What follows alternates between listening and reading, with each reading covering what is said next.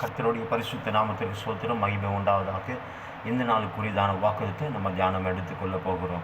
சரிங்க, அதற்கு முன்னாடி நம்ம சரீர ரீதியாக நிறைய வியாதிகளை நம்ம சுமந்து கொண்டிருப்போம், மனவேதனைகளை சுமந்து கொண்டிருப்போம், சரீர ரீதியாக இருக்கிற பிரச்சனைகளை நம்ம வாழ்ந்து கொண்டிருப்போம்.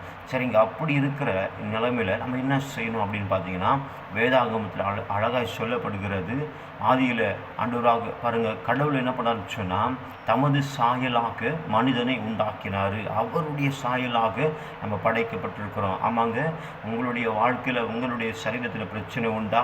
எந்த பிரச்சனையாக இருக்கட்டும், அப்போ ஒன்று செய்யணுங்க. என்ன செய்யணும் தெரியுமா? நீங்கள் இயேசுவை பார்த்து நான் உமது சாயல் என்று சொல்லும்போது நீங்கள் விடுதலையாக்கப்படுவீங்க. ஆமாங்க, நீங்கள் இப்படி சொல்லி பாருங்கள். இந்த நாள் முழுவதுமாக உங்களுக்கு விடுதலை ஆண்டவராக இயேசு கிறிஸ்து நிச்சயமாக உங்களுக்கு விடுதலை கொடுப்பார். கர்த்தர் உங்களோடு கூட இருந்து யாவையும் செய்வாராக. ஆமென்.